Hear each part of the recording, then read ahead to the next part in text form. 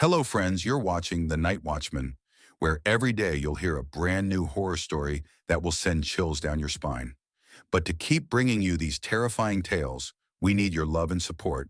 So don't forget to like, comment, and subscribe. Now let's begin the story. I used to think that the phrase open 24 hours was just marketing, a promise, a convenience. I didn't realize it could also be a warning. The McDonald's off Route 17 in Marlborough Township, New Jersey, sat alone like a concrete island between a closed gas station and a stretch of dead woods. During the day, it looked normal enough. Yellow arches, cracked parking lot, a flickering digital menu board that advertised McRibs long after they disappeared nationwide. At night, though, it felt wrong. I started working there in October 2016, right after I dropped out of community college. My dad had passed earlier that year. My mom moved to Florida with her new boyfriend, and I was left in a half-empty house with bills stacking faster than my excuses. The night shift was the only thing available. 11 p.m. to 7 a.m., minimum wage, no benefits, and almost no customers. The manager who hired me, Linda Crowley, was a woman in her late 50s with steel gray hair and eyes that never blinked enough. She shook my hand too firmly and said only one strange thing during the interview. "Once you clock in," she told me, "don't leave the building until your shift ends." I laughed, thinking it was a joke. She didn't. The first few nights were uneventful. I cleaned grills, mopped floors, restocked sauces. The drive-through camera buzzed occasionally with passing headlights, but very few cars actually stopped. Between midnight and 4 a.m., the place felt like it existed outside of time. No music played, no radio, just the hum of refrigeration units and the ticking of the wall clock above the fry station. Linda worked the night shift with me for the first week. She never sat down, never ate, never checked her phone. When I asked where the restrooms were for employees, she pointed down a narrow hallway behind the storage room. "Second door on the left," she said. "If the lights flicker, don't look in the mirror." I stared at her. She smiled, just slightly. Again, I assumed she was joking. Again, she wasn't. The first incident happened on my 8th night. Linda had taken the week off, something about corporate inspections, and I was scheduled with Marcus, a skinny 19-year-old who mostly kept earbuds in and spoke only in shrugs. Around 2:17 a.m., the drive-through sensor dinged. Marcus muted his music. "No way," he said. "We haven't had anyone all night." The monitor flickered, showing a car stopped at the speaker. A dark sedan. Engine running, headlights off. "Welcome to McDonald's," I said into the headset. "May I take your order?" Static. Then breathing. Slow. Wet. Too close to the microphone. "Hello?" I tried again. A voice came through, distorted and low. "Still serving?" Marcus looked at me. "Dude, that's creepy." "Yes," I said. "We're open." There was a pause, then the voice said, "I'll have what I always have." The screen glitched. For half a second, the camera showed the inside of the car instead of the outside. There was no driver, just an empty seat. The car rolled forward anyway. Marcus refused to go to the window. "I'm not doing that," he said. "You can." I told myself it was a camera malfunction, an audio prank, a trick of exhaustion. I slid the window open. Cold air rushed in, sharp and metallic like blood in winter. The sedan idled silently at the window. No driver, no passengers. The interior light was off, but something moved in the back seat. A hand pressed against the glass from the inside. Pale. Too long. A voice whispered from nowhere. "Same order." I slammed the window shut. Marcus was already backing toward the door. "I quit," he said. "I'm done." He reached for the exit. The lights went out. Not a blackout. Everything else stayed on. The fryers, the clocks, the glowing menu boards. Just the exit sign went dark. The door wouldn't open. Behind us, the drive-through bell dinged again, and again, and again. The lights came back on at 6:59 a.m. Marcus was gone. No sign of a struggle, no blood, no broken doors. Just his headset, neatly placed on the counter. Linda arrived at 7:03 a.m., coffee in hand. "Rough night?" she asked. I told her everything. She listened without interrupting, then nodded once. "Marcus didn't follow the rules," she said. "That happens sometimes." I stared at her. "You mean he He disappeared. Yes. And you're just okay with that? Linda sipped her coffee. This McDonald's has been here since 1978, she said. We've never closed. You don't keep a place open that long without arrangements. I should have quit. I didn't, because every time I tried to leave, something stopped me. My car wouldn't start. My bank account glitched, showing negative balances that vanished by morning. Once I packed my things and found my house locked from the outside, keys useless. And every night at 11 p.m., my phone buzzed with a reminder. Shift starts now. I stopped questioning it. The customers became stranger. A woman who ordered Happy Meals and cried when she opened them, because the toys were always missing. A man who asked for black coffee and left fingerprints burned into the counter. A group of children who never spoke, never blinked, and vanished before sunrise. Linda explained nothing. Just serve them, she said. They've already paid. Paid with what? She never said. One night I found a door behind the freezer. It wasn't on any blueprint, no handle, just a seam in the wall that breathed cold air. At 3:33 a.m., it opened by itself. Inside was another McDonald's, older, filthier. Red tiles stained dark. The menu listed items I'd never heard of. The returned burger, graveyard fries, the child's meal, not for children. Behind the counter stood people in McDonald's uniforms from different decades. Some were skeletons, some were shadows, some looked horrifyingly normal. Marcus was there. He was working the grill. He looked up at me and mouthed, "Don't order." Linda found me staring into the doorway. "You weren't supposed to see that yet," she said calmly. "What is this place?" I demanded. She sighed. "This location sits on a crossing," she said. "Something old. Hungry. It likes familiar shapes. Fast food, neon lights, comfort. And the workers?"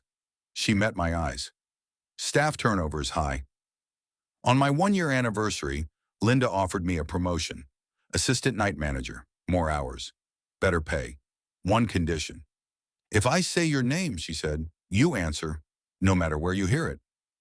That night, as I locked the doors at dawn, I heard my name whispered from the drive-through speaker, from the freezer, from inside my own head. I answered once. I don't remember the next 6 hours, but when I came back to myself, I was wearing Linda's blazer, and she was gone. It's been 9 years now. The McDonald's on Route 17 is still open, still 24 hours, still hiring.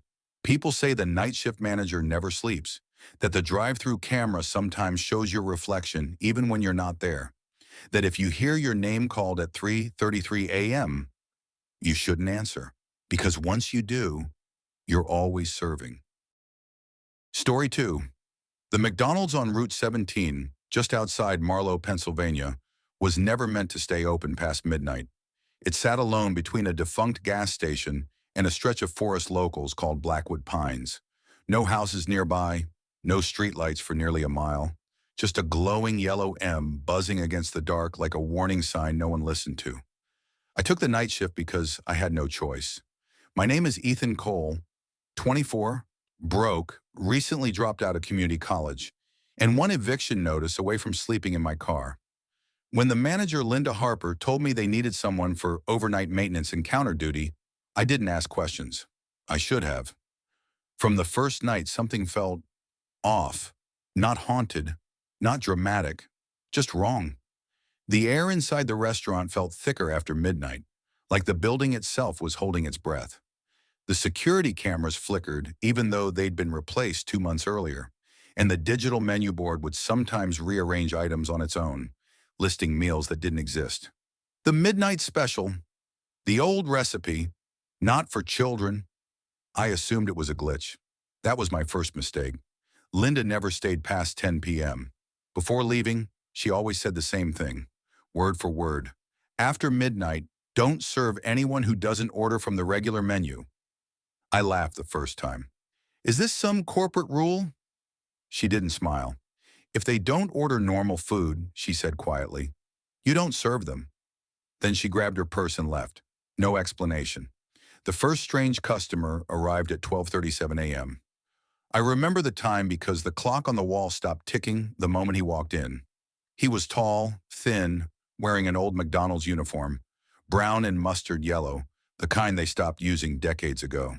His name tag read Frank. He stood at the counter without blinking. "What can I get for you tonight, sir?" I asked. His mouth stretched into a smile that showed too many teeth. "I'd like the meat that remembers," he said. I froze. "Sorry?" "The meat that remembers," he repeated patiently. "You still have it.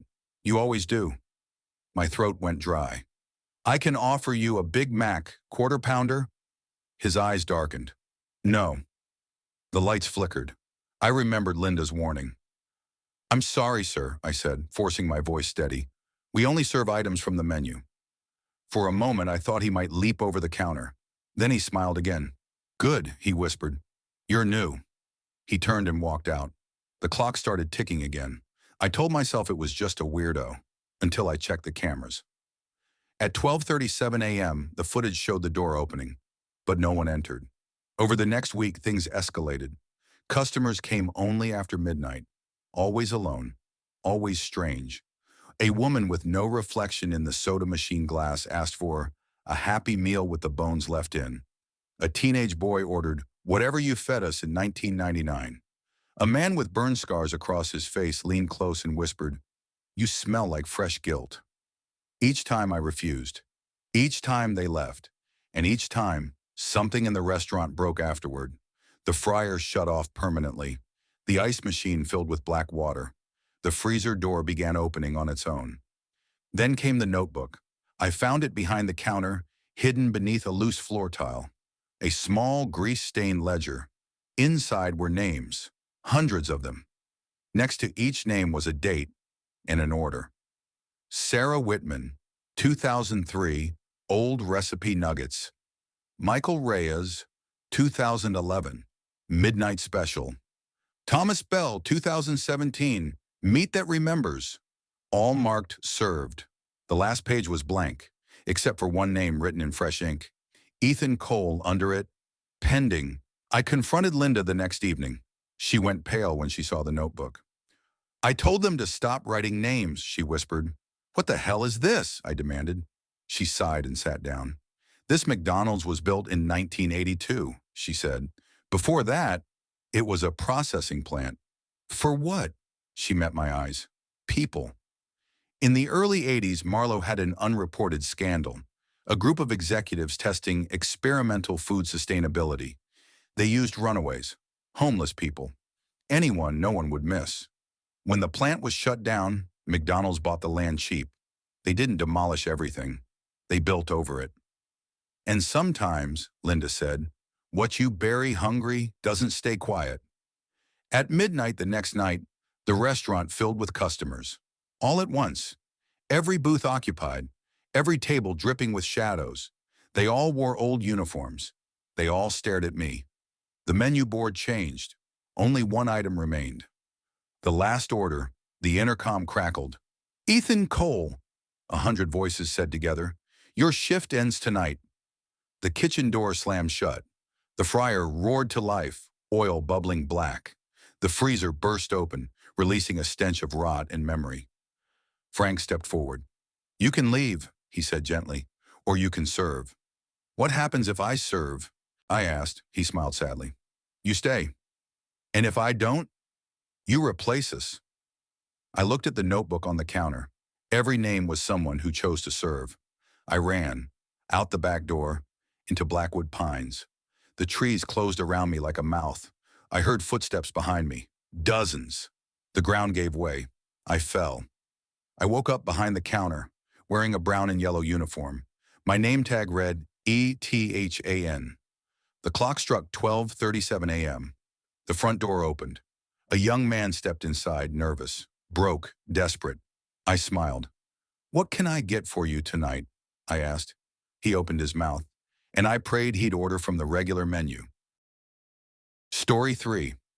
The McDonald's on Route 66 in Barstow, California, was never meant to stay open past midnight.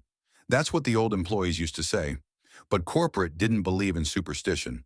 Only profit, foot traffic, and numbers on spreadsheets. So when the interstate traffic increased and truckers began stopping late at night, the store was approved for 24-hour service. That was the first mistake. The building sat alone, surrounded by sand, broken asphalt, and a flickering chevron station half a mile away.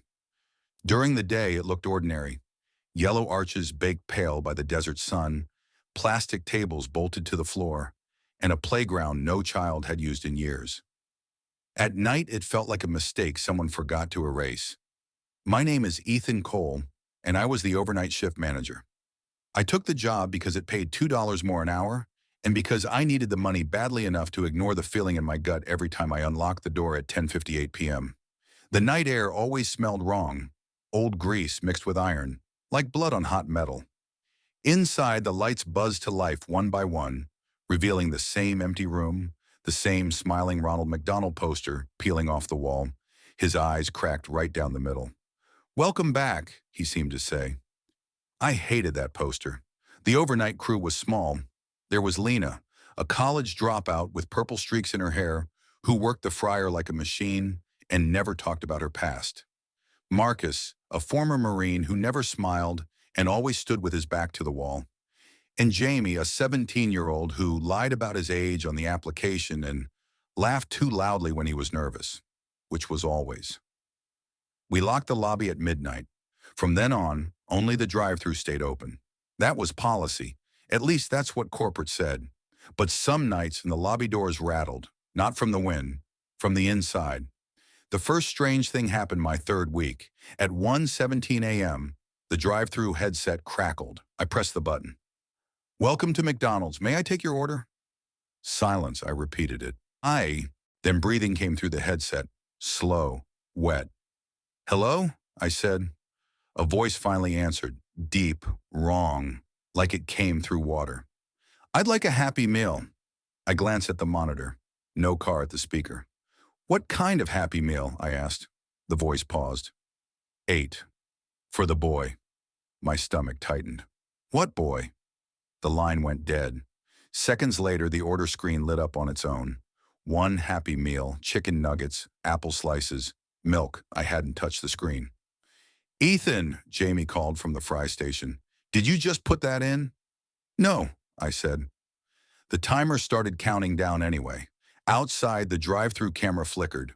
For a single frame, I thought I saw a child standing alone in the desert, head tilted too far to one side. Then the screen went black. We threw the Happy Meal away. Marcus insisted. "You don't serve orders without cars," he said. "That's how you end up on the news." "What about the order putting itself in?" Lena asked. Marcus didn't answer. At 2:33 a.m., the headset crackled again. This time there was a car. An old white station wagon, paint peeling, headlights off. It rolled forward without sound. I took the order myself. A Big Mac, large fries, black coffee, no Happy Meal. At the window, the driver never looked at me. He was pale, thin, wearing a McDonald's uniform from decades ago. Brown and orange stripes, a name tag that read Daniel. "Cash or card?" I asked. He placed exact change on the counter. The coins were warm. As he drove away, Jamie leaned close to me. "Dude," he whispered.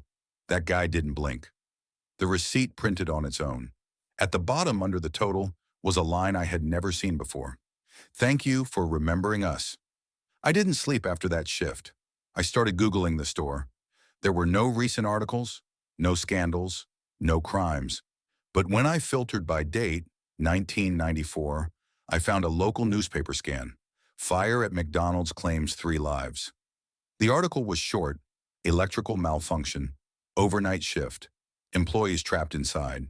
The names were listed: Daniel Wright, age 34, shift manager Sarah Mills, age 19, crew member Thomas Mills, age 7. Thomas, a boy, a Happy Meal. I confronted Marcus the next night. "You knew," I said. He didn't deny it. "I was stationed nearby back then," he said quietly. "I remember the fire. They said the kid wasn't supposed to be there." "Why stay?" I asked. He looked at the floor. "Because they don't let you leave." The nights grew worse. Orders from empty lanes. Receipts with names we never typed. A child's laughter echoing from the closed lobby. At exactly 3:11 a.m., the fryer alarms would scream, even when cold. Lena started scratching at her arms, muttering about feeling hot. Jamie refused to wear the headset anymore. Then one night, the lobby doors opened. They unlocked themselves. A smell of smoke poured in. Footprints appeared on the tile. Small, burned. "Run," Marcus said. But the drive-through alarm went off. A car waited. If we ignored it, the lights flickered violently. The building groaned. So we served. The customers were wrong. Some had no faces. Some spoke in voices that overlapped, adult and child at once. One woman ordered 3 Happy Meals and began to cry when I handed them to her. "They're still hungry," she whispered. At 4 a.m., the fire alarm went off. This time it didn't stop. Smoke seeped from the vents. Lena collapsed screaming, her skin blistering as if burned from the inside. The walls darkened with soot that hadn't been there before. The past was replaying itself. Marcus grabbed the emergency exit. It wouldn't open. "No," he whispered. "Not again." The headset crackled one last time. "Welcome to McDonald's," the voice said, my voice. On the monitor, I saw myself standing at the drive-through window, burned, eyes melted shut. Behind me stood a small boy holding a Happy Meal box. "Stay," the boy said softly. "We close at 5, I replied. The fire roared. I don't know how I escaped. They say I was found at dawn, wandering the highway covered in soot, screaming about orders that never end. The McDonald's burned down that night. Corporate called it an accident. No bodies were found. A new store was built 6 months later, brighter, cleaner, with digital menus and self-order kiosks. It opened 24 hours. Last week, I drove past it. The drive-through speaker crackled as I slowed. A child's voice whispered, "Welcome back." And somewhere inside, the fryer timers started counting down. Story 4. I was 16 years old when I learned that locks don't mean safety. They only mean delay. In 2017, my family moved to a river-adjacent town in western Indiana called Red Willow. It wasn't on most maps unless you zoomed in too far. About 2,800 people lived there, most of them related somehow, or at least pretending they were. The town smelled like wet soil and old metal, especially near the rail tracks that split it in half like a scar. People waved too much in Red Willow, even strangers, especially strangers. Dad said it was friendly. Mom said it was desperate. I didn't say anything. I just watched. We moved because my father, Mark Henson, lost his job at a distribution hub near Fort Wayne. Automation, layoffs, the usual story. Mom, Rachel, found work cleaning motel rooms off Route 19. My older sister Hannah was 18, freshly graduated, and determined not to rot in a town she didn't choose. "I'll work anywhere," she said. Anywhere ended up being McDonald's. It sat alone at the edge of Red Willow, right where Highway 9 bent toward the river. Neon sign flickering. Drive-through open 24 hours, yellow light buzzing like an insect that refused to die. That McDonald's never closed, not even during storms. Hannah started working there 2 weeks after we arrived. Evening shift, sometimes overnight if someone called out. She'd come home smelling like oil and fries, hair tied back, eyes tired but alert, like she was always listening for something. Our house was a rental on Cedar Bend Road, a narrow strip of cracked asphalt lined with dead trees and houses that looked hollow, even when the lights were on. The landlord, Mr. Calder, was an old man with nicotine fingers and a voice like dry leaves. When Dad signed the papers, Calder said only one strange thing. "Basement stays locked," he muttered. Dad looked up. "Locked?" Calder nodded. "From the outside, don't mess with it." That should have been the moment we walked away. Instead, Dad smiled and shook his hand. The basement door was in the kitchen. Solid wood. Old. A metal slide bolt mounted high. Unreachable unless you were standing right there. "Why would it lock from outside?" I asked Hannah one night. She shrugged. "Indiana's weird." The first month passed quietly. Too quietly. Hannah started mentioning a customer at McDonald's. Not complaining, just noticing. "He comes in after midnight," she said once, poking at leftover fries. "Orders the same thing. Quarter pounder. No cheese. Large water." "Every night?" Mom asked. "Every shift I work late? Yeah," Dad laughed. Routine guy. Hannah didn't laugh back. He watches the counter, she said. Not the menu, not the workers, just the counter. That was the first chill. The second came when she added, he knows my name. I never told him. I told myself it was nothing. Small town, name tags, people talk. Then came October 14th, the night Red Willow lost power. Wind slammed against the house, the kind that made walls groan. Our dog, Baxter, wouldn't stop pacing. At 2:17 a.m., I woke to a sound I couldn't place, a soft rhythm.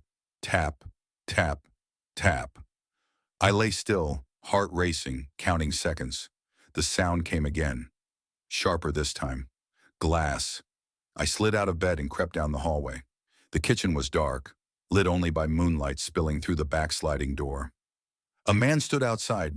He wasn't moving, not swaying, not shifting his weight, just standing. His face was partially hidden by a hood, but I could see his eyes. They weren't searching. They weren't curious. They were waiting.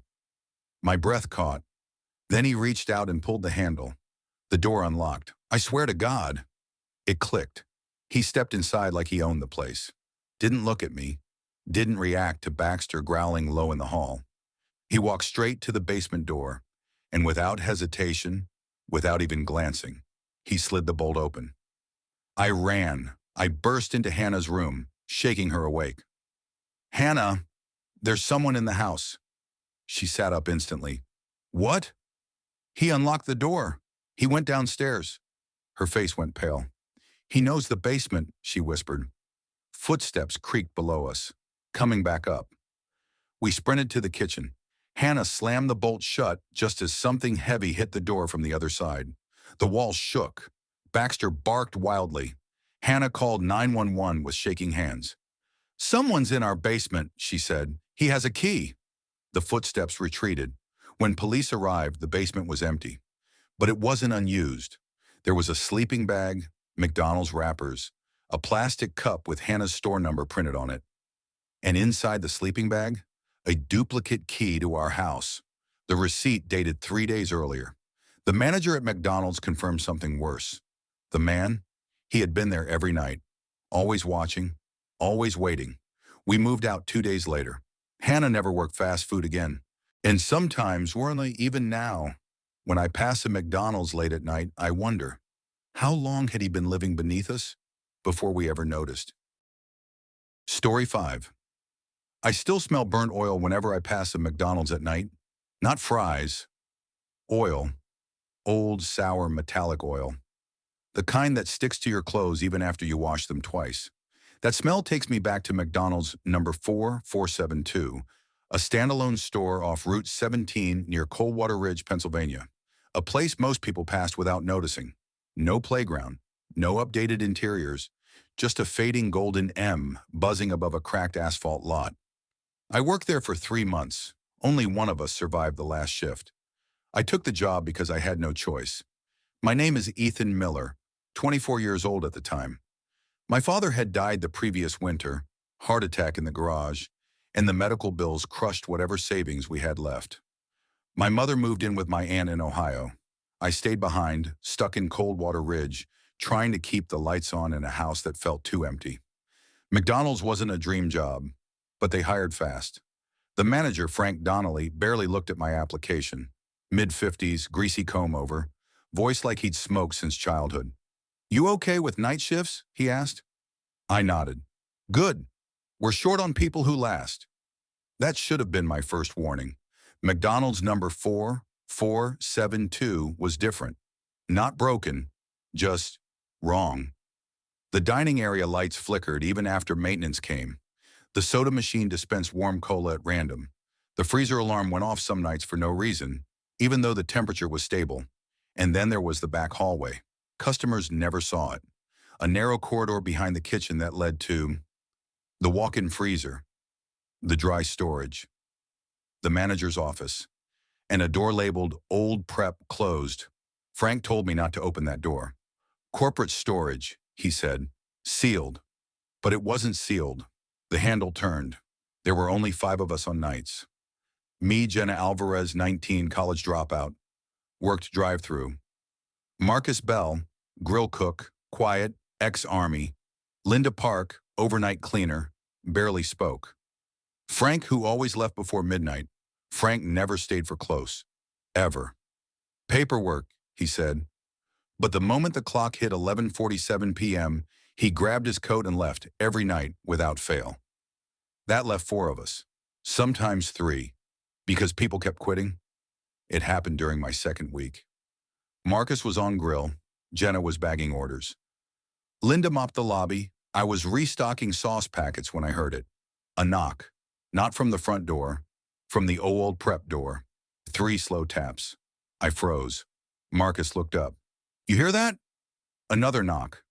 Jenna laughed nervously. Probably pipes, but pipes don't knock in patterns. I stepped closer to the door. The metal was cold, too cold. Frost rimed the edges, even though it wasn't connected to refrigeration. I knocked back. Immediately, something knocked from the other side. Harder. Linda dropped her mop. No, she whispered. Don't. The knocking stopped. That night, Frank wrote me up. Reason. Unauthorized interaction with restricted area. I hadn't told him. A week later, at 2:13 a.m., the drive-through sensor triggered. Jenna leaned out. Welcome to McDonald's. May I take... No response. The screen showed no car, but the sensor stayed active. Marcus checked the security monitors. Drive-through lane, empty. Parking lot, empty. Then Jenna screamed. The drive-through window glass fogged from the outside, as if someone was breathing on it.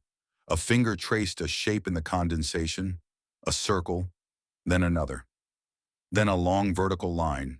It took me a second to realize what it was. A stick figure, missing its head. The fog vanished. Security footage showed nothing. Corporate blamed humidity issues. Linda finally spoke on my 5th week. We were alone, cleaning after close. She looked exhausted. Dark circles, shaking hands. You know why they closed the old prep room? She asked. I shook my head.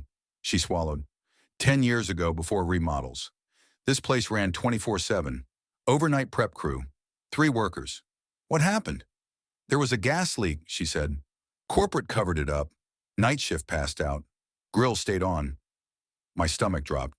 They burned, she continued. Locked in. Manager panicked, didn't want bad press. He sealed the room instead of reporting. People died, I whispered. Linda nodded. They never left. It was a Sunday. Storm outside. Power flickering. Frank left early, earlier than usual. I don't want anyone in the back hallway tonight, he said, eyes avoiding mine. At 1:09 a.m., the knocking started again. Not on the door. On the freezer walls from the inside. Marcus grabbed a crowbar from maintenance. If someone's in there, we open it. Linda screamed. No! Too late. Marcus pulled the freezer door open. Inside, nothing, except frost. And 3 greasy handprints burned into the metal from the inside. The lights went out. Emergency red lights clicked on. The old prep door creaked open by itself. The smell hit us. Burnt flesh and oil. Something moved inside. Not fast. Dragging. Jenna ran. She didn't make it. The security footage later showed her being pulled backward across the floor, by nothing visible, toward the door. Her scream cut off when the door slammed shut. Marcus charged in after her. I never saw him again. Linda collapsed, sobbing. They're hungry. They were never fed. The knocking stopped. Silence. Then the old prep door opened one last time. Inside was Jenna's visor and Marcus's dog tags. Linda looked at me. Run. I did. The store burned down 2 days later. Electrical fire, they said. No bodies recovered. Frank Donnelly disappeared. Corporate closed the case. But sometimes when I pass a McDonald's late at night, when the lights flicker, I swear I hear knocking. 3 slow taps from behind the walls, waiting for the next shift. Story 6, I still smell the grease sometimes. It hits me without warning. Late at night, when the world is quiet, when I'm driving past empty parking lots or sitting alone in my apartment. Burnt oil, old fries, cleaning chemicals that never quite erase the scent of meat. Most people would think it's just memory playing tricks. But I know better, because what happened at that McDonald's on Route 17 wasn't something you forget. It was something that followed you. I took the night shift because I needed the money. That's the simple truth. My name is Ethan Caldwell, and in the fall of 2016, I was 24 years old living in Bryan County, Pennsylvania, barely holding my life together. My father had died the year before from a heart attack, leaving behind hospital bills and a house I couldn't afford to lose. My mother had already moved out of state, and my college plans ended the moment the debt notices started showing up in the mailbox. McDonald's wasn't my dream job, but the McDonald's on Route 17, just outside the small town of Hollow Creek, paid extra for overnight shifts. From 11 p.m. to 6 a.m., the store stayed open for drive-through only. Most people didn't want those hours. I did. The building sat alone between a closed gas station and a stretch of dark woods. During the day, it looked like any other McDonald's. Bright signage, kids running inside, families ordering Happy Meals. At night, though, it felt different. The parking lot lights buzzed constantly. Bugs slammed into the windows. And beyond the glow of the golden arches, the woods swallowed everything. I told myself it was just paranoia. I was wrong. My first few weeks on nights were quiet. Too quiet. There were 4 of us on shift. Marcia, the overnight manager in her late 40s, who smoked constantly and never smiled. Luis, a college kid who worked the grill and kept his headphones in one ear. Tina, a high school senior saving up to leave Hollow Creek forever. And me, drive-through and cleaning duty. Marcia warned me on my first night. "Don't go outside alone after midnight," she said, crushing out a cigarette near the back door. "And if you hear knocking on the windows, you ignore it." I laughed, thinking she was messing with me. She didn't laugh back. "You'll understand," she said. I wish I hadn't. It started with small things. Orders that came through the drive-through speaker with no car in sight. The headset would crackle, and I'd hear breathing. Slow, heavy, like someone standing too close to the mic. "Welcome to McDonald's," I'd say. "Can I take your order?" Silence. Then, click. The first time it happened, Luis shrugged it off. "Probably kids messing around," he said. But it kept happening. Always after 1:30 a.m. Always with no vehicle. Always with breathing. Marcia logged it in the incident book but told us not to call the police unless someone actually showed up. "Cops don't come out here for nothing," she said. That should have been my cue to quit. I didn't. One night during my 3rd week, I saw someone in the parking lot. It was around 2:10 a.m. The drive-through was dead, and I was wiping down counters when I glanced out the front window. A man stood near the edge of the lot, just beyond the lights. He wasn't moving. At first I thought he was a customer who'd broken down, but as my eyes adjusted, something felt off. He was too still. No phone, no car, no jacket, even though it was October and cold. Just standing there facing the building. I told Marcia. She didn't even look. "Don't acknowledge him," she said. "He'll leave." "Who is he?" I asked. She finally met my eyes. "Someone who comes back," she said quietly. The man returned every night after that. Same spot, same posture, never closer, never farther, always watching. Tina refused to look out the windows anymore. Luis started taking his smoke breaks inside the kitchen instead of near the back door. And Marcia watched him like she recognized him. One night, I asked her directly, "You know who that is, don't you?" Her jaw tightened. "This store wasn't always a McDonald's," she said. That was all she'd say. I did my own research. Hollow Creek had a small local library, and during the day I dug through old newspapers on microfilm. It didn't take long to find what Marcia meant. 1998. Before the McDonald's existed, the building had been a 24-hour diner called Ridgeway Eats. The article headline chilled me. "Local diner employee murdered during overnight shift." The story described a 19-year-old dishwasher named Daniel Croft, found dead in the kitchen. Stab wounds, no forced entry, no suspect ever caught. The diner closed months later. The McDonald's was built on the same foundation. I stared at the grainy photo of Daniel Croft. He looked familiar, too familiar. That night, the man stepped closer, not into the light, but close enough that I could see his face. It was Daniel. I know how insane that sounds, but it was him. Same sharp cheekbones, same hollow eyes from the photo, and he was smiling. The drive-through headset crackled, breathing, then a whisper. I never clocked out. I ripped the headset off and stumbled backward. Marcia was already on the phone. Police, she said, now! The cops came, searched the area, found nothing. No footprints, no sign of anyone. They told us stress can make the mind see things. We reopened. At 3:33 a.m., the lights flickered. The kitchen temperature dropped. The fryers shut off on their own. And from the back hallway, we heard footsteps. Slow, wet, coming closer. Luis ran. Tina screamed. Marcia stood still. He wants the kitchen, she said. He died there. The door to the old freezer, one that supposedly didn't exist anymore, swung open. The smell hit first. Rot, metal, old blood. Daniel stood inside, holding a time card. His time card. You took my place, he said, staring at me. You work my hours. The lights went out.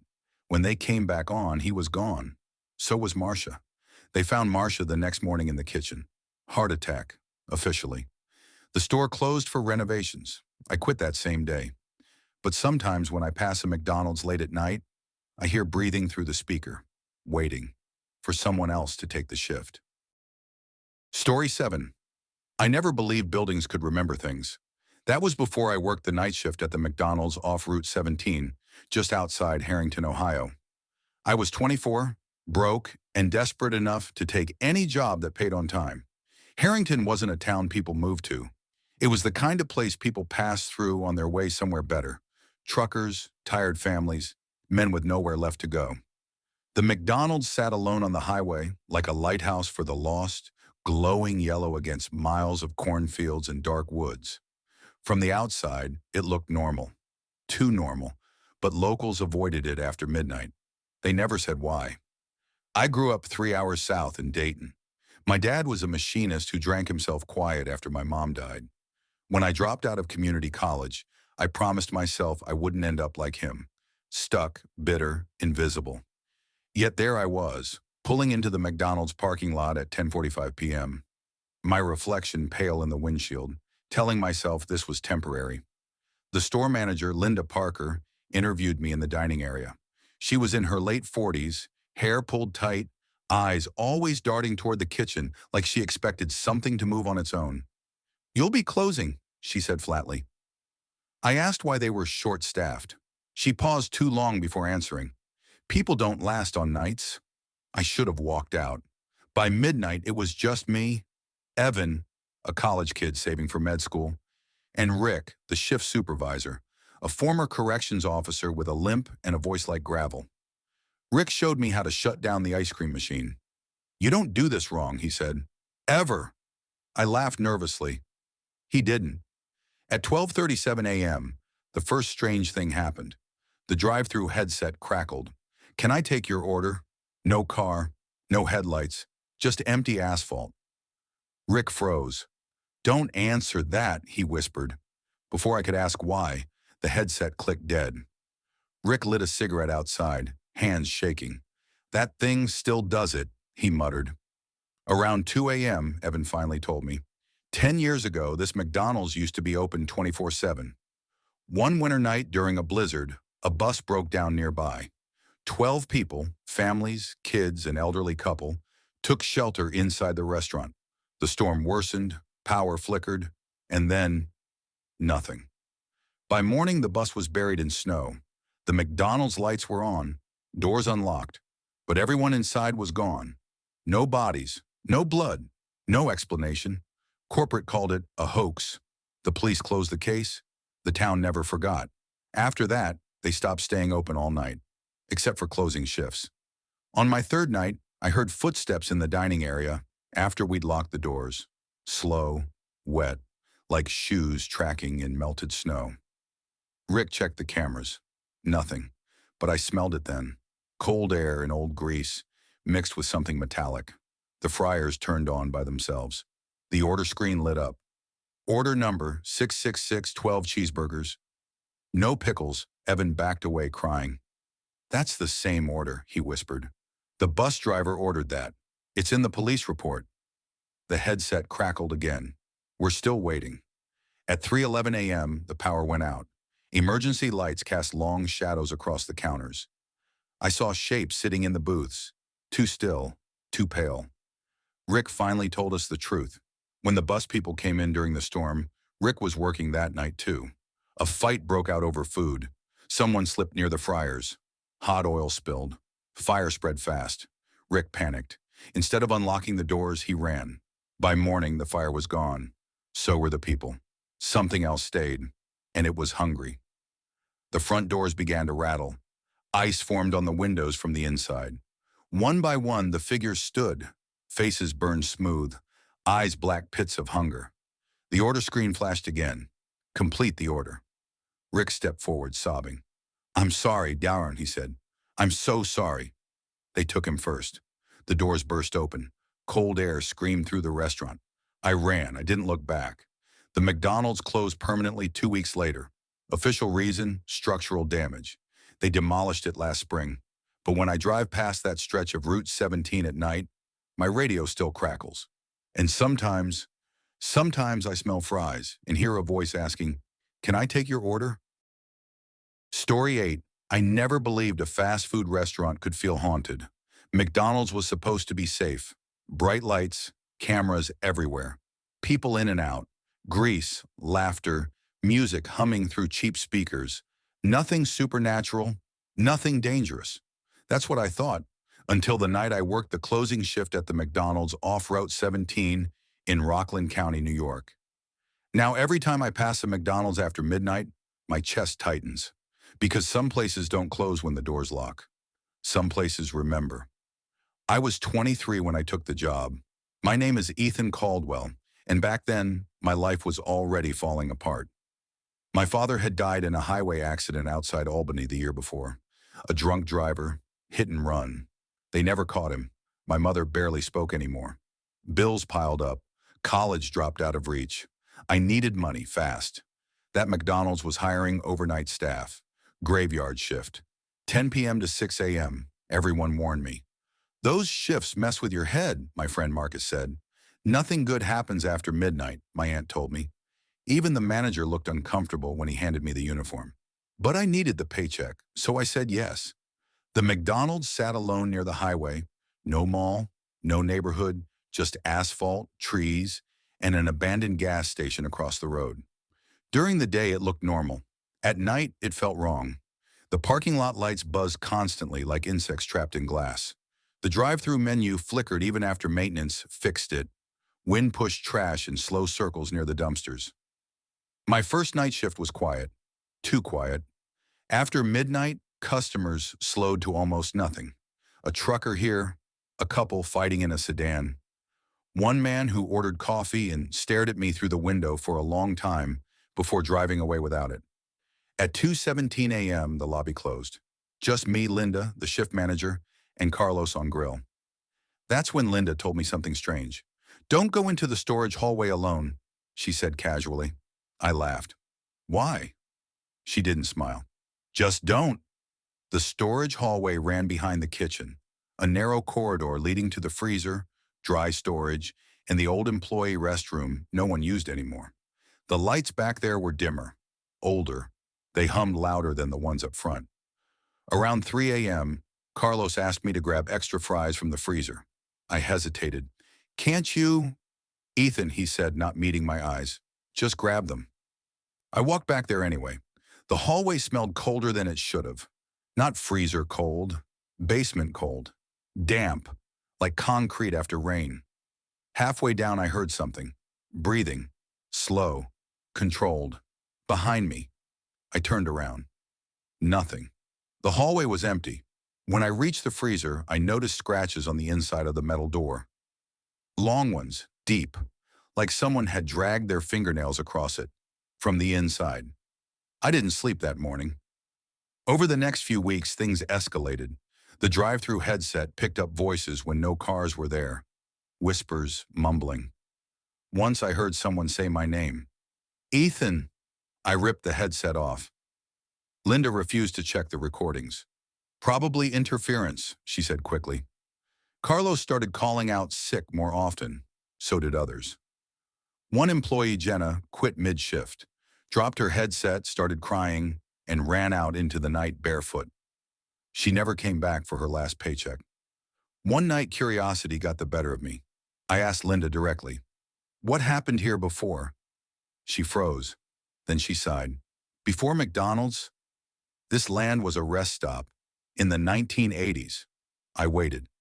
Several people went missing," she continued. "Mostly travelers, hitchhikers, one employee." My stomach tightened. They found the bodies buried behind the trees. One of them had been locked inside a walk-in freezer. I thought of the scratches. "You're messing with me," I said. "I wish I was." The worst night came in October. Stormy, no customers, power flickering. At 3:33 a.m., every screen in the restaurant went black. The lights stayed on. The drive-through speaker turned on by itself, and someone spoke. "I'm still cold." Linda went pale. "That's impossible," she whispered. The storage hallway door creaked open. Something heavy moved back there. Slow footsteps, dragging. I grabbed a mop handle. "I'll check," I said. Linda screamed, "No!" But it was too late. The hallway felt longer than ever. The lights flickered, revealing something standing near the freezer. A man, or what used to be one. His skin was gray-blue, lips cracked, eyes sunken deep into his skull. Still wearing a McDonald's uniform from the 1980s. Logo faded, name tag rusted. "Help me," he whispered. I couldn't move. "I never clocked out." He stepped closer. The temperature dropped instantly. My breath fogged. "I just wanted to go home." Behind him, the freezer door slammed shut. Hard, I ran. By the time police arrived, the restaurant was normal again. No evidence, no recordings, no scratches. Linda quit that night. So did I. 2 weeks later, I read a small article in the local paper. McDonald's on Route 17 permanently closed due to structural issues. They demolished it a month later. But here's the part that keeps me awake. Last winter, I stopped at a McDonald's off the highway in Pennsylvania. Different building, different town. When I pulled up to the drive-thru, the speaker crackled. Then a familiar voice whispered, "I never clocked out." The screen flickered, and my name appeared on it. Story 9. I never planned to work the night shift at McDonald's. If my life hadn't collapsed the way it did, I wouldn't have been standing behind a grease-stained counter at a 24-hour McDonald's off Route 9 in Middletown, New Jersey, listening to the hum of broken freezers and the distant scream of trucks tearing down the highway. But life doesn't ask permission. 3 months earlier, my father had died alone in a hospital room in Trenton. 2 weeks after that, my girlfriend packed her bags and said she needed peace. Rent didn't care about grief, so I took the first job that said, "We're hiring immediately." That's how I met McDonald's store number 4472. From the outside, it looked like every other McDonald's in America. Yellow arches glowing like tired eyes, a drive-through speaker that crackled when cars pulled up, and a parking lot where oil stains never went away. But from the inside, something always felt off, especially at night. On my first night, my manager, Rick Holloway, a heavy-set man with nicotine-stained fingers, handed me my uniform and said something that stuck with me. "Whatever you do," he said, not meeting my eyes, "don't go into the basement alone after midnight." I laughed. "Basement? This place has a basement." Rick finally looked up. His face went pale for half a second before he forced a grin. "Storage, old wiring. Just stay upstairs." That should have been my cue to walk out. But I needed the money. Night shifts are different. After midnight, McDonald's stops being a restaurant and turns into a waiting room for lost souls. Truckers with hollow eyes, teenagers smelling of weed, a woman who cried quietly into her fries at 2:17 a.m. And then there were the regulars. One of them came every single night. He always ordered the same thing, a filet-o-fish meal, no tartar sauce, large Coke, receipt. He paid an exact change. His name, printed on the receipt, was always Thomas. But no one had ever taken his order. The first time I noticed him, it was around 1:40 a.m. I was wiping the counter when the receipt printer chirped. An order popped up. No car at the drive-thru, no one at the counter. Still, the system showed a completed cash transaction. Rick saw it too. His jaw tightened. "Make it," he said quietly. "Who ordered it?" Rick didn't answer. A minute later, the man was standing at the pickup counter. I hadn't seen him walk in. He looked about 40, wearing an old brown jacket that smelled faintly of river water. His skin was pale, eyes sunken, lips slightly blue, as if he'd been cold for a long time. He smiled at me. "Thank you," he said, taking the tray. His voice sounded wrong, like it was echoing inside his chest. When he walked out, the automatic doors didn't open. They just stayed closed. And then he was gone. That night I asked Daisy, a crew member who'd worked there for years, about him. Her face drained of color. "You saw him?" "Yes, Thomas. He comes every night." She swallowed hard. "Thomas worked here 10 years ago." I laughed nervously. "Okay. And?" "He disappeared," she whispered. "Night shift, basement inventory. Police said he quit, but his car was found by the Raritan River. Engine still warm. Driver door open. No body, no answers. And after that, he started coming back. I tried to ignore it. For 2 weeks, Thomas showed up every night at exactly 1:40 a.m. Same order, same smile, same receipt. Then one night, Rick didn't show up. At 12:55 a.m., the freezer alarms went off. Daisy refused to move. "You're the only one," she said. "Just reset it. Basement panel." I stood in front of the basement door, my hands shaking. It was unlocked. The stairs smelled like mold and old fryer oil. The lights flickered as I descended. At the bottom, I saw something scratched into the concrete wall. "Help me," over and over, hundreds of times. And beneath it, written in darker letters, "He won't let me leave." The lights went out. When they came back on, Thomas was standing at the bottom of the stairs. Up close, I saw it. His uniform, old McDonald's branding from a decade ago. His name tag cracked and rusted. Thomas H. His feet didn't touch the floor. "They said I was replaceable," he said softly. "So they replaced me." I tried to run. The stairs stretched longer. The air grew heavy. "They locked the door," he continued. "Fire inspection. I was still down here." My chest burned. "They found the bones years later," he smiled. "But not all of me." He stepped closer. "You're working my shift now." I woke up on the floor behind the counter. Morning crew standing over me. Rick was gone. So was Daisy. The basement door had been sealed shut with concrete. Corporate called it renovation. The receipt printer chirped, 1:40 a.m., filet-o-fish, no tartar sauce, large Coke, receipt. The name on the order wasn't Thomas anymore. It was mine. I still work the night shift.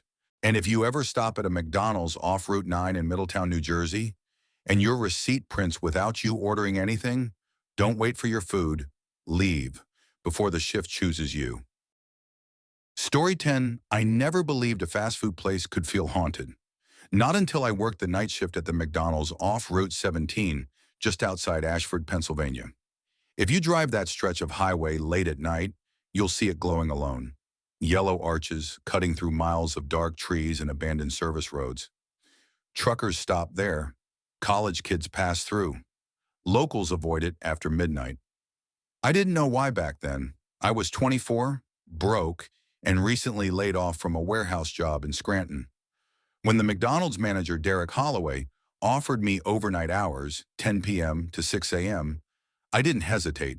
Night shift paid more, and I needed rent money. That decision still follows me. I moved to Ashford after my father died. He'd been a corrections officer, the kind of man who believed routine kept evil away. When he passed suddenly from a heart attack, I couldn't stay in our old house. Too quiet, too heavy. Ashford was supposed to be temporary. The McDonald's sat on land that used to be a rest stop motel in the 1980s, something I learned much later. Back then, no one mentioned it during training. They just showed me how to clean the grill, refill the fryer oil, and lock the lobby doors at midnight. My co-workers on night shift were few. Lisa Moreno, early 30s, divorced, sharp eyes, never smiled. Caleb Wright, 19, college dropout, jittery, always checking his phone. And Derek, who left by 11 p.m. every night without fail. Rule number 1, Derek told me my first night. Never open the back door after 1 a.m. I laughed, thinking it was about theft. He didn't laugh back. The first week was quiet. Orders slowed after midnight, mostly truckers asking for black coffee and fries. Then came the man in the booth. It was 1:17 a.m. The lobby was technically closed, but the doors sometimes glitched and didn't auto-lock. I was mopping near the drink station when I noticed someone sitting in booth number 3, the one closest to the bathroom hallway. He hadn't come through the front door. He was tall, wearing a dark jacket, hands folded neatly on the table. His face was pale, almost gray, like he hadn't seen sunlight in years. Lisa froze when she saw him. "Did you let him in?" she whispered. I shook my head. Caleb went to the counter. "Sir, the lobby's closed. You gotta use the drive-thru." The man slowly lifted his head. His eyes were wrong. Not glowing, not red, just empty, like he was looking past us, not at us. "I already ate," he said softly. His voice sounded close to my ear even though he was 10 feet away. Lisa grabbed my arm. "Nope, I'm calling Derek." When she turned back, the booth was empty. No footsteps, no door sound, just a cold smell, like damp concrete. The next morning I Googled the address. I wish I hadn't. Before the McDonald's was built in 1999, the land was home to the Silver Pine Motor Lodge, a cheap roadside motel that shut down after a series of disappearances between 1987 and 1992. 5 people vanished, all night travelers, all last seen eating at the motel diner. The case was never solved. The motel was demolished after a fire in '94. Officially, the land was cleared. Unofficially, Ashford locals believed it was cursed. By week 3, things escalated. At exactly 2:33 a.m., the drive-through headset would crackle. No car, no headlights, just breathing. Slow, wet, close. "McDonald's, can I help you?" Caleb would say, hands shaking. Sometimes a voice answered, sometimes more than one. Once I heard a woman whisper, "I can't find my room." Another time a man screamed, cut off mid-sound. The order screen always stayed blank. Lisa told me she'd been hearing it for months. "They come from the motel," she said, "but they don't leave." On my 13th shift, someone knocked on the back door at 1:48 a.m. 3 slow knocks. Lisa went pale. Caleb stepped away. I remembered Derek's rule. The knocks came again. A voice called my name. My full name. I hadn't told anyone there my last name. "I just need to wash my hands," the voice said. "I've been driving all night." The security camera screen flickered. For one frame, I saw the Silver Pine Motel, whole again, standing where the McDonald's should be. Then the knocking stopped. When morning came, there were handprints on the back door glass, from the inside. The night everything ended was a storm night.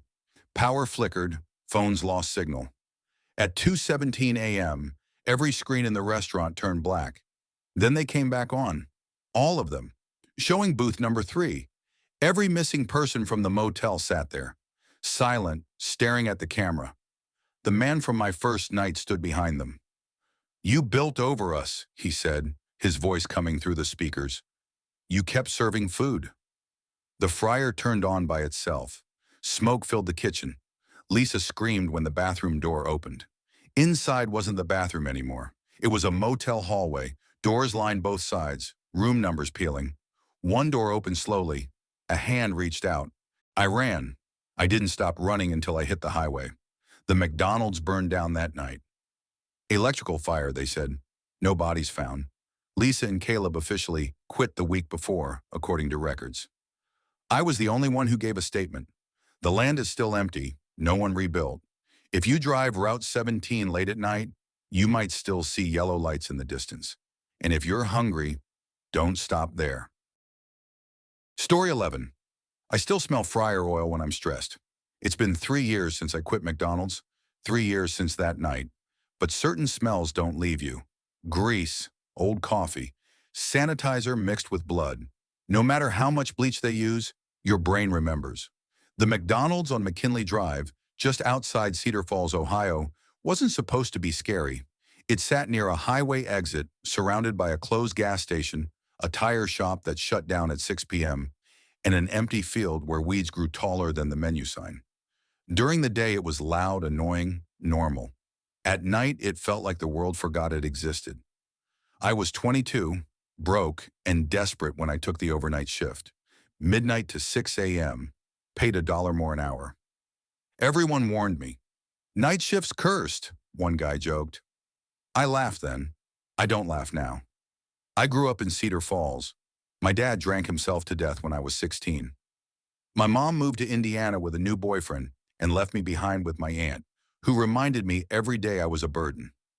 McDonald's was supposed to be temporary, just enough to save money and leave town. I'd been working there 3 months when Marcus, the night manager, quit without notice. He didn't say goodbye, didn't return his uniform, didn't answer his phone. Corporate sent a replacement from Toledo named Raymond Klein, mid-40s, thin smile, always tired looking. He spoke softly like he didn't want walls overhearing him. "You ever work overnight before?" he asked during my first graveyard shift. "No," I said. He nodded slowly. "Then don't ignore anything you hear." I thought he meant customers. I was wrong. Overnight, McDonald's is quiet in a way that feels wrong. The drive-through speaker crackles randomly. The ice machine dumps ice without warning. The fryers beep even when no baskets are down. At first, I blamed old equipment. Then the bathroom door started unlocking itself. We kept it locked after midnight because of drug users. One night, around 2:17 a.m., I heard it creak open. I checked the cameras. No one had entered. Raymond watched over my shoulder, jaw tight. "Lock it again," he said. "What if someone's in there?" "There isn't." He sounded too sure. 2 weeks later, I saw him for the first time. It was 3:40 a.m. No cars, rain tapping against the windows. I was wiping trays when I noticed someone sitting in booth 3 near the window. Tall, thin, gray hoodie. My heart jumped. "I didn't hear the door," I said. The man didn't move. I approached slowly. "Sir?" "Lobby's closed." No response. When I got closer, my stomach dropped. The booth was empty. The seat cushion was still warm. Raymond came out of the office and looked at my face. "You saw him," he said. It wasn't a question. That night, Raymond finally told me the truth. 5 years earlier, this McDonald's stayed open 24/7. One overnight crew member, Evan Mercer, 19 years old, went missing during his shift. No signs of struggle, no blood. Just gone. Security footage showed Evan standing at the counter, staring at something behind the kitchen door. Then the footage glitched. At 4:12 a.m., Evan walked into the storage room. He never came out. They searched the building, the freezers, the dumpster. Nothing. Police ruled it a runaway, but employees started reporting things. Footsteps in the freezer, fingerprints on the prep table, orders appearing on the screen with no customer. Then Marcus started seeing Evan. So did Raymond. Now so did I. At 4:11 a.m., exactly 1 minute before Evan vanished years ago, the register chimed. An order popped up. 1 McChicken, no lettuce, extra mayo. My hands shook. "That was Evan's order," Raymond whispered. The drive-through camera showed nothing. The lobby was empty, but the receipt printed anyway. Raymond looked at me. "Make it." "What?" "If you don't, he gets angry." I made the sandwich. I placed it in booth 3. The lights flickered. When I turned back, the sandwich was gone. 3 nights later, Raymond didn't show up. Calls went straight to voicemail. Corporate didn't answer. At 2:58 a.m., the bathroom door unlocked itself. At 3:12 a.m., the freezer alarm went off. At 4:11 a.m., the register chimed. This time, the order was different. 2 McChickens, no lettuce, extra mayo. Employee meal. I felt something standing behind me. Cold breath on my neck. "I didn't leave," a voice whispered. I turned. The man from booth 3 stood inches away. His eyes were sunken, skin gray. His McDonald's badge still hung from his chest. "Evan Mercer." "I got locked in," he said. "They forgot me." The lights exploded. The freezer door slammed open. Inside, scratched into the metal walls, were dates, hundreds of them. Names, Marcus, Raymond, others. The last space was empty, waiting. I ran. I didn't clock out. I didn't look back. The McDonald's closed 2 weeks later. Gas leak, they said. Demolished 6 months after that. Raymond Klein was never found. Sometimes when I pass a McDonald's late at night, I swear I hear the register chime. And I know somewhere, someone is making a sandwich they should never serve. Because Evan Mercer is still hungry. And he doesn't like being ignored. Story 12, I never believed a fast food restaurant could feel like a graveyard. But Red Oak, Kansas taught me otherwise. My name is Ethan Walker, and when people ask why I quit McDonald's overnight shifts without notice, I lie. I tell them I found a better job. I tell them the hours were killing me. The truth is harder to explain, because the truth is that something followed me home from McDonald's store number 3472, and some nights when my phone vibrates at exactly 2:17 a.m., I still smell fryer oil and cold meat. Red Oak is the kind of town you don't move to. You end up there. Population barely touched 6,000. One main road. A Walmart 15 minutes away. Cornfields stretching so far they made the sky feel closer than the neighbors. I moved there after my divorce. My ex-wife took our daughter to Wichita, and I stayed behind with an empty apartment and a resume that didn't impress anyone. McDonald's was hiring immediately, overnight shift. No interview questions that mattered. Just, can you handle nights alone? I said yes. That was my first mistake. The Red Oak McDonald's sat off Highway 18, half a mile from town. No nearby houses, just asphalt, broken street lights, and a closed gas station across the road. During the day, it was loud and normal. At night, it felt like a place forgotten by time. After 11:30 p.m., the lobby closed. From midnight to 5 a.m., it was drive-through only. Just me and one other person. Her name was Marissa Cole. She was 22, saving money for nursing school, and she hated the night shift. She worked the drive-through window while I handled the grill and cleaning. On my first night, she warned me. Whatever happens, she said quietly while tying her apron, don't unlock the lobby door after midnight. I laughed. Company policy. She didn't smile. The first strange thing happened at 1:42 a.m. on my third shift. No cars had come through for over an hour. I was mopping the floor when the kitchen printer activated. Beep. A receipt slid out. No order number. No items. Just text. He's still here. I thought it was a glitch. Marissa didn't. She walked into the kitchen, looked at the receipt, and went pale. Did you touch the system? No. She tore the paper in half and threw it away. Sometimes, she said, the system prints old stuff. That was a lie. I knew it. She knew it. At 2:17 a.m., headlights appeared. A single car, an old white sedan. It stopped 6 feet short of the order speaker. The driver didn't speak. Welcome to McDonald's, Marissa said into the headset. Can I take your order? Silence. The car crept forward, stopped again. Marissa tried again. No response.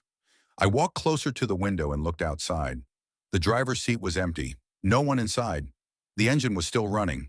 Marissa whispered, That's the third night in a row. Call the police. They came yesterday, she said. Car was gone when they arrived. The sedan rolled forward on its own, stopped exactly at the pickup window. I swear the seatbelt was buckled. Later that night, while cleaning the freezer, I noticed something scratched into the metal wall. It wasn't fresh. It was old, deep. Names. Dozens of them. Employees. Some were crossed out. One wasn't. Marissa Cole. Below it was a date, March 14th, 2011. I asked her about it. She stared at the floor. That's when the old overnight manager disappeared. Her name was Linda Greer. She managed the night shift 15 years ago. One night, she locked the doors, turned off the lights, and never went home. Her car was still in the parking lot. Her body was never found. After that, employees reported strange things. Orders printing themselves, a man standing inside the closed lobby, cars with no drivers, someone knocking from inside the walls. Corporate buried it, renovated the store, painted over the stains, but they never replaced the freezer. Marissa didn't show up for her shift. At 1:58 a.m., the lobby lights turned on by themselves. At 2:05 a.m., the freezer door opened. At 2:17 a.m., my phone buzzed. A notification from the McDonald's POS system. Order ready. I walked to the counter. There was a bag. Inside, it was a name tag, Marissa, and beneath it, a receipt. Now you're the manager. Footsteps echoed behind me, slow, wet. I didn't turn around. I ran. I left my keys, my wallet, my sanity. The store reopened 2 days later. Corporate said Marissa quit. They listed me as no call, no show. A new overnight manager was hired. Sometimes when I drive past Red Oak at night, I see the lights on. I see a white sedan, and I see someone standing in the lobby, wearing my old uniform, looking out, waiting. Story 13. I never believed a fast food restaurant could feel haunted, not until I started closing the McDonald's on Route 117, just outside Maple Creek, Ohio. The building looked normal from the outside, yellow arches glowing against the dark highway, a cracked parking lot, a flickering streetlight that buzzed like a dying insect. Trucks passed by all night, their headlights sweeping across the glass like searching eyes. Most people thought it was just another late-night stop for fries and coffee, but locals avoided it after midnight. They always said something felt off. I didn't believe them. I needed the money.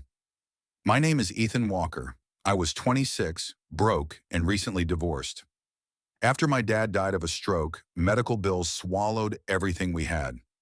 I dropped out of community college and took whatever job would give me hours.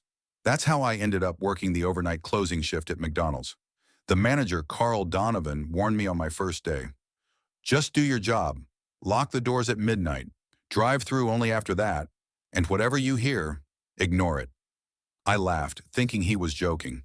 He wasn't smiling. This McDonald's had been there since 1994. Same building, same kitchen layout, same freezer in the back that never quite closed right. Employees didn't last long. Most quit within weeks.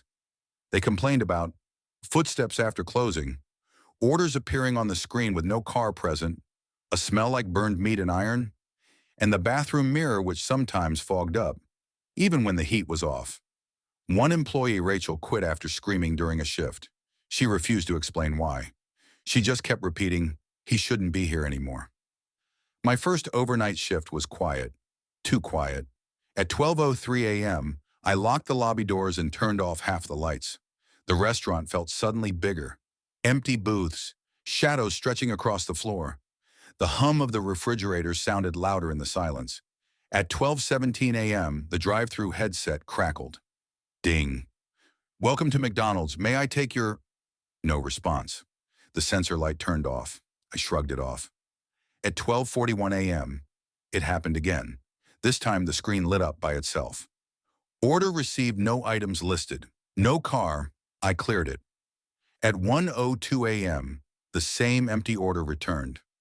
That's when I noticed something that made my stomach tighten. The receipt printer started printing. Just one line. "Help me." The next morning I asked Carl about it. His face went pale. "You didn't see anything," he said sharply, "and you didn't read anything." I didn't push. But that night, curiosity won. During my break, I searched old news articles on my phone, and I found it. Maple Creek Tribune, August 17, 2002. Local teen found dead in McDonald's freezer. 16-year-old Jacob Miller, a part-time employee, was discovered deceased after being accidentally locked inside the walk-in freezer overnight. Malfunctioning door latch cited as cause. Store reopened after brief closure. 16 years old, locked in, alone. The freezer door at our store still stuck. I avoided the freezer after that, but on my third overnight shift, the temperature alarms went off. I had no choice. When I opened the freezer door, cold air poured out like breath. Inside, the shelves were lined with boxes and fingerprints, handprints, pressed into the frost from the inside. I stumbled backwards, slamming the door shut. That's when I heard it, a voice, hoarse, weak. "Please." Coming from the freezer. Every night after that, the orders came. Always at the same time. 1:17 a.m., always empty. Until one night, the screen displayed something new. Order, 1 cheeseburger. No pickles, help me, I'm still here. I ripped the headset off. The drive-through camera turned on by itself. On the monitor, I saw a figure standing where the car should be. A teenage boy. Uniform stained dark, skin pale blue, frozen lips trembling.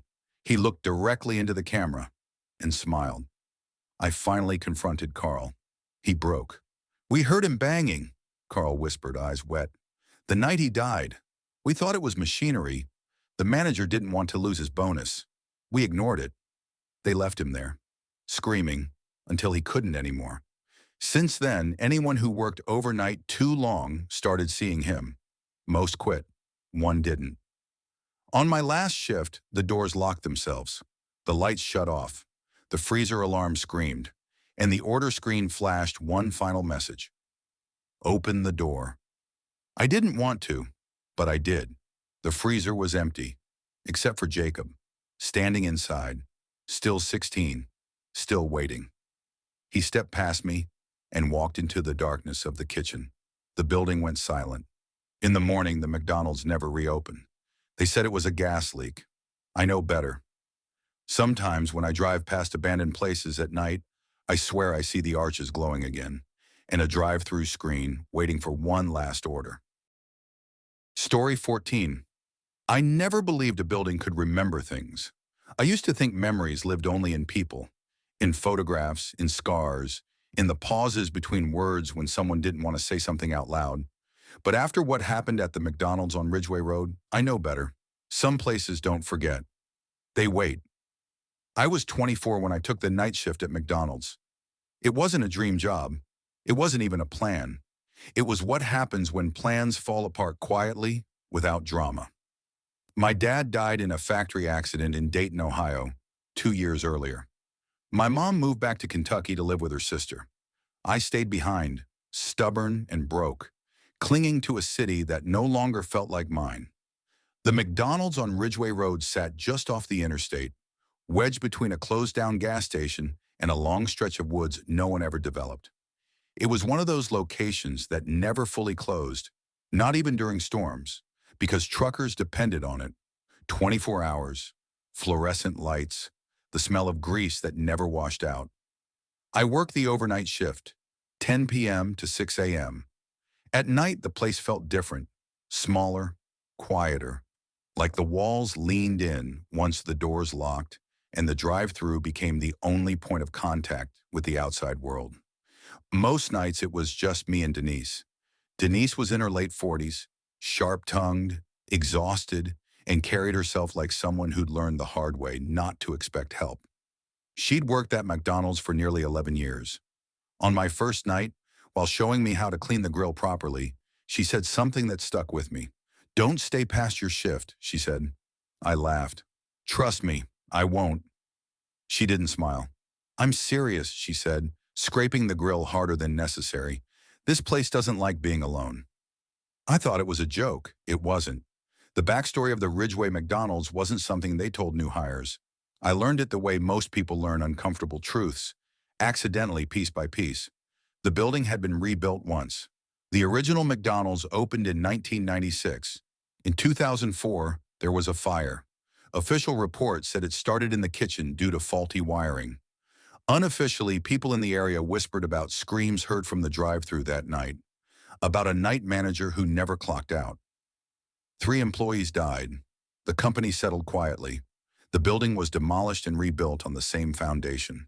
Same layout, same walk-in freezer, same back door that led into the woods. Denise told me all of this one night at around 3:17 a.m., while we waited for the ice cream machine to finish resetting, for the 3rd time. "They say the freezer door locks sometimes," she said casually. I frowned. "That's not funny." "I'm not joking." She looked at me, eyes tired but serious. "They replaced the handle twice. Still happens." "Why would you keep working here?" I asked. She shrugged. "Bills don't care about ghosts." The first strange thing happened during my second week. It was around 2:40 a.m. No cars, no orders. Just the low hum of the refrigerators and the occasional beep from the fryer. I was restocking sauce packets when the drive-through headset crackled. A soft breath came through. Not static. Breathing. "Hello," I said. "Nothing." "Drive-through? Go ahead." Still nothing. Then a voice. Low, male, calm. "Is it still open?" I checked the monitor. No car. No headlights. Nothing. Yes, I said slowly. Go ahead with your order. A pause. I'll have what I had last time. My stomach tightened. I'm sorry, I said. Can you repeat that? Another pause. Longer this time. You don't remember, the voice said. None of you ever do. The headset went dead. I pulled it off and stared at the drive-through window. The woods across the lot stood still, dark and dense, swallowing the light from our parking lot lamps. Denise didn't believe me, not at first. Things escalated after Denise called in sick one night. That was the first time I worked alone. Company policy technically didn't allow it, but overnight staffing had been thin for months. My manager, Rick Harmon, told me I'd be fine. Just lock the lobby, he said. You'll be busy enough with drive-through. I locked the doors at 11 p.m. By 1:30 a.m., the feeling started. That sensation of being watched, not from outside but from somewhere inside the building, like someone standing just out of sight, holding their breath. At 2:12 a.m., the security monitor flickered. For half a second, I saw movement near the back door. I rewound the footage. Nothing. At 2:28 a.m., the freezer alarm beeped. The door was open. I hadn't been back there all night. I closed it and told myself old building settled. Hinges loosened. At 2:41 a.m., the drive-through headset turned on by itself. I'm still waiting, the same voice said. This time, I ran. I tried to quit the next day. Rick didn't let me. He listened patiently, hands folded, nodding like someone pretending to care. You're overtired, he said. Night shifts mess with your head. I heard someone, I insisted. Multiple times. And the freezer was inspected last month, he interrupted. No issues. I needed the money, so I stayed. That decision is something I'll regret for the rest of my life. Denise never came back. She didn't call, didn't text, just stopped showing up. Rick said she moved on. Her locker stayed untouched. One night, during a rush of late-night orders, I heard her voice behind me. Don't turn around. I froze. You stayed past your shift, she whispered. The fryer timer screamed. The lights flickered, and then everything went quiet. When I turned around, I was alone. But the security monitor showed two people behind the counter. One of them was me. The other was burned beyond recognition. The final night came faster than I expected. The headset crackled at exactly 3:17 a.m. Last call, the voice said. You remembered this time. The freezer door slammed shut. The lights went out. In the darkness, I understood. The McDonald's didn't want employees. It wanted replacements. People who stayed. People who remembered. I ran for the back door. It didn't open. Behind me, footsteps approached. Slow, patient, familiar. I screamed until my voice gave out. They found me at dawn, sitting in the parking lot, covered in frost. The McDonald's was empty. No signs of fire, no damage. Just one thing missing, the walk-in freezer. Where the wall should have been, there was nothing but concrete, sealed, like it had never existed. The restaurant closed 2 weeks later. They blamed structural concerns. I moved away. I don't eat fast food anymore. And every once in a while, when I drive past a McDonald's late at night, my radio crackles softly. A familiar voice asks, "Is it still open?" Story 15. I never planned to work nights, but after my father died in a warehouse accident outside Gary, Indiana, plans stopped meaning much. Bills don't wait for grief, neither does hunger. So when the McDonald's on Route 41, just off the highway, offered me the overnight shift, I said yes without thinking. That decision still haunts me. The building looked like every other McDonald's in America. Bright red trim, glowing yellow arches, a parking lot that smelled like oil and old rain. But something about this one always felt paused, like it was holding its breath. My manager, Rick Holloway, was a broad-shouldered man in his late 40s with nicotine-stained fingers and tired eyes. On my first night, he walked me through the place, keys jangling on his belt. Overnights are quiet, he said. Truckers, drunks, sometimes nobody. You'll like it. I asked him why the position was open. Rick didn't answer immediately. He unlocked the freezer, cold air rolling out like fog. People quit, he finally said. That's all. That should have been my first warning. The night crew was small, just 3 of us. Emily Carter, a college dropout saving money to leave Indiana. Marcus Bell, quiet, early 20s, eyes always scanning corners. And me, Daniel Brooks, 26, grieving, exhausted, and desperate. By midnight, Rick left, locking the office behind him. "You're in charge," he said, handing me the radio. "Call if anything weird happens." That word again, weird. At 12:47 a.m., the first order came through the drive-thru, but no car was there. The sensor dinged anyway. Emily frowned at the screen. "Uh, Daniel? You see this?" The order was already placed. 1 black coffee, no sugar, no cream. Marcus leaned toward the window. The parking lot was empty, illuminated by buzzing streetlights. "Probably a glitch," he muttered. I made the coffee. Old habits die hard. When I handed it out the window, a cold gust swept inside. The cup slipped from my hand and hit the pavement. There was no one there. But the coffee was gone. At 2 a.m., during our break, I finally asked, "Has this place had problems before?" Emily hesitated. Marcus didn't look up. Rick never told me, but Emily did. 5 years earlier, this McDonald's had been open 24 hours during a winter storm. A bus skidded off the highway and crashed into the ditch across the road. Most people survived. One didn't. A man named Thomas Reed, mid-30s, night shift security guard, came inside shaking, soaked, asking to use the phone. He ordered a coffee, sat at booth 6, near the bathroom. And then he collapsed. Heart attack. Ambulance took 23 minutes to arrive. He died right there. Booth 6 was removed, replaced with a trash bin. Since then, night employees reported strange orders, cold spots, coffee machines turning on by themselves. And one more thing. Thomas Reed always ordered black coffee. By 3 a.m., the screen lit up again. Black coffee, then again, then again. Each time, the drive-thru was empty. The temperature dropped so fast my breath fogged the air. The smell changed too, burnt coffee mixed with something metallic. At 3:33 a.m., the lights flickered. The order screen didn't just show coffee anymore. It showed a name. Thomas R. Marcus backed away. "Nope, I'm done." He grabbed his jacket. That's when the bathroom door creaked open. Slowly. The mirror inside was fogged over from the inside. A handprint appeared.